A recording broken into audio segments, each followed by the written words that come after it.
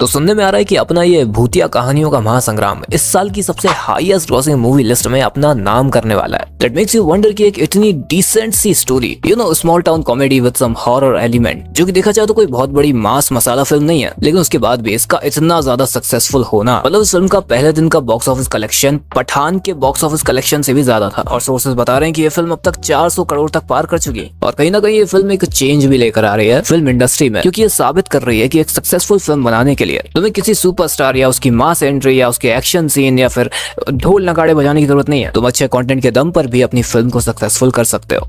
और पिछले कुछ समय से काफी ऐसी फिल्म रिलीज हुई हैं जो कि इस बात को साबित कर रही हैं कि मेन स्ट्रीम ऑडियंस भी अब बोर हो चुकी है सुपरस्टार्स की घिसी पिटी कहानियों को देख देख कर। 12th फेल, लापता लेडीज, मडगांव एक्सप्रेस, मुंजया या श्रीकांत, ये सभी फिल्म्स एक एग्जांपल सेट कर रही हैं कि एक सक्सेसफुल कहानी बनाने के लिए तुम्हें सिर्फ दिल चाहिए। ये सब हमें बता रहे हैं कि अच्छी कहानियों की डिमांड है। और स्त्री 2 का इतना सक्सेसफुल होना जितनी शाहरुख और सलमान की फिल्में होती हैं, जिससे एक काफी अंडररेटेड हिस्ट्री बनती जा रही है। बट एक्जैक्टली व्हाई स्त्री 2 is so popular among the masses, इसके कई सारे कारण हैं। सबसे पहले तो है the goodwill of the original story. स्त्री पार्ट 1 भी एक इतिहास बनाकर गई थी, क्योंकि उस समय राजकुमार राव अपने करियर के स्टार्ट पर ही थे और बाकी सपोर्टिंग कास्ट को भी काफी कम जाना जाता था। बट उसके बाद भी critics and audience loved the movie as well as it was a box office hit. और साथ ही साथ पार्ट 1 की स्टोरी एक क्लिफ हैंगर के साथ खत्म होती है, तो तुम एक्साइट हो जाते हो जानने के लिए कि आगे क्या होगा। तो ये जो गुडविल थी इस फिल्म की, यानी कि इसकी ओरिजिनल आईपी, इसने एक बहुत बड़ा इंपैक्ट डाला ऑडियंस के दिलों में। और इसी गुडविल ने सीक्वल के लिए भी ऑडियंस को काफी एक्साइट कर दिया, जो कि काफी मामूली सी बात है कि पहला पार्ट ऑडियंस को अच्छा लगा तो वो दूसरा भी देखना चाहेगी। तो इसमें कौन सी बड़ी बात हो गई, है ना? मामूली सी बात ही तो नहीं है, क्योंकि इसके पहले पार्ट और दूसरे पार्ट के रिलीज डेट में 5 साल का गैप है। तो इतने सालों तक इन्होंने अपनी गुडविल को कैसे बरकरार रखा, इसके लिए हम सेकंड पॉइंट डिस्कस करते हैं, द कल्चरल इम्पैक्ट।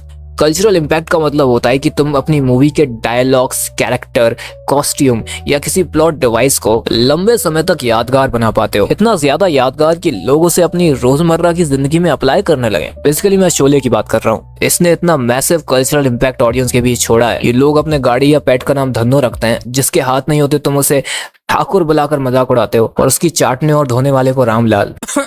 यहाँ तक कि शोले के डायलॉग्स भी लोग नॉर्मल कन्वर्सेशन में इस्तेमाल करते रहते हैं कि भाई मैं पासिंग मार्क्स लेकर आया हूँ, तू फेल हो गया है, तो अब तेरा क्या होगा कालिया। और स्त्री में ऐसा ही एक डायलॉग था, ओ स्त्री कल आना। पापा मम्मी को बोलते थे, बच्चे टीचर को बोलते थे, और मम्मी तनख्वाह मांगती हुई काम वाली बाई को बोलती थी, ओ स्त्री कल आना, जिसका कोई लिटरल मीनिंग नहीं है। ये बस एक कल्चरल इम्पैक्ट ऑडियंस के बीच छोड़कर जा रहा है। और एक और रोंगटे खड़े करने वाला, दुनिया हिला देने वाला, समाज में नया जोश लाने वाला डायलॉग हम कैसे भूल सकते हैं? विक्की प्लीज। अब इन्होंने इसे यादगार तो बना दिया, लेकिन इतने सालों तक इन्होंने इसे रेलेवेंट कैसे रखा? इसका जवाब हमारा अगला पॉइंट देता है, the interconnected stories. Cinematic universe का आजकल एक ट्रेंड चल रहा है हिंदी फिल्म में। You know that seen in Suryavanshi कि अरे सिंघम भाई आप यहाँ कैसे? अरे सूर्यवंशी भाई, मैं आपको ये बताने आया था कि फिल्में ना थोड़ी कम करो और ढंग की करो। मतलब एक के बाद एक फ्लॉप की लाइन लगा दी है। मतलब कंसिस्टेंटली बिलो एवरेज फिल्में कर रहे हो आप। पहली 3 में ही रुक जाना चाहिए था, लेकिन नहीं। मैं तो 4 बजे उठता हूँ, मैं तो बहुत डिसिप्लिन हूँ, मैं तो साल में 50 फिल्में करता हूँ, और थोड़ा टाइम मिलता है तो लोगों के घरों की लेटर भी साफ करता हूँ। देखो महाराज, मैं आपका बहुत बड़ा फैन हूँ, मेरा पूरा परिवार फैन है, लेकिन ये एक्सेप्टेबल नहीं है। हमें शर्म आने लगी है, आपको कब आएगी?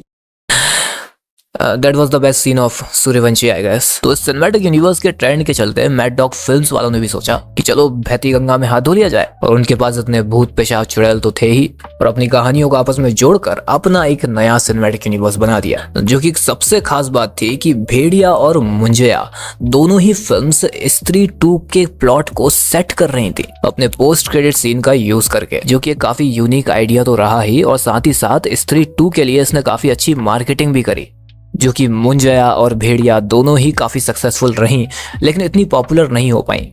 लेकिन उसके बाद भी लोग इस बात के लिए ज्यादा एक्साइटेड थे कि हमें ये कैरेक्टर्स स्त्री 2 में भी देखने को मिल सकता है। और ये कहानियों का इंटरकनेक्शन इस डिसेंट सी फिल्म को और भी ज्यादा एंटरटेनिंग बनाता है, और इसीलिए लोग इसे देखने जा रहे हैं। लेकिन ये बात तो सिर्फ यूथ ऑडियंस को पता होगी ना कि एक सिनेमैटिक यूनिवर्स क्या होता है और स्त्री 2 में इसका क्या रोल है। तो इतने मैसिव नंबर्स में लोग इसको देखने क्यों जा रहे हैं? तो इसके लिए हमें अगला पॉइंट डिस्कस करना पड़ेगा, द फैमिली वाइब्स। अब इतने समय से कोई फिल्म रिलीज हो ही नहीं है जिसे हम फैमिली के साथ बैठकर एंजॉय कर सकें। आजकल ज्यादातर जोक्स अडल्ट ऑडियंस को या जेन जी को टारगेट कर बनाए जाते हैं, लेकिन स्त्री 2 एक पूरी फैमिली फ्रेंडली फिल्म है जो कि हर जनरेशन को पसंद आ सकती है। तुम बच्चों को भी लेकर जा सकते हो, उनका काफी अच्छा साइकोलॉजिकल डेवलपमेंट होगा।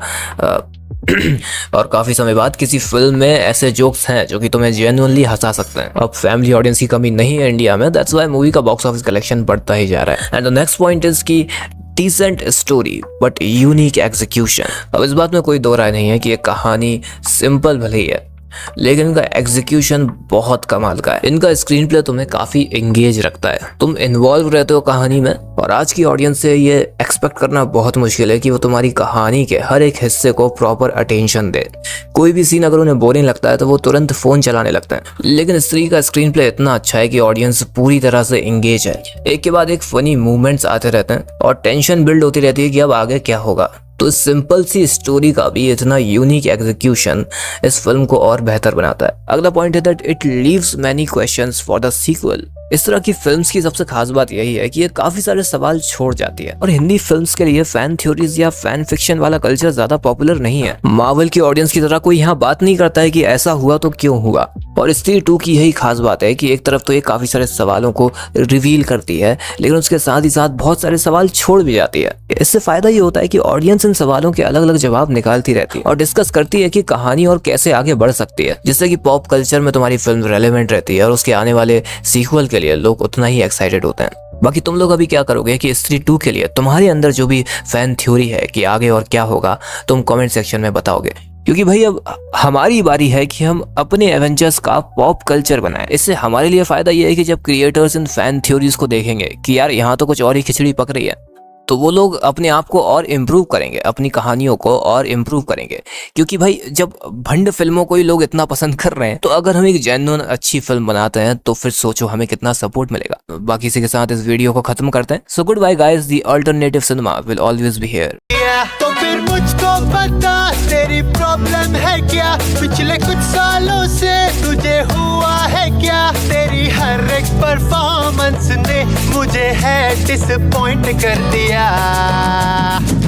मैं तेरा हर जबरा हर फैन हुआ करता था, मैं तेरा हर जबरा हर फैन हुआ करता था, 11 मुल्कों की पुलिस को ये सुनाया करता था, मैं तेरा हर जबरा हर फैन हुआ करता था। मालूम है तेरे बाप को मत सिखा, चल।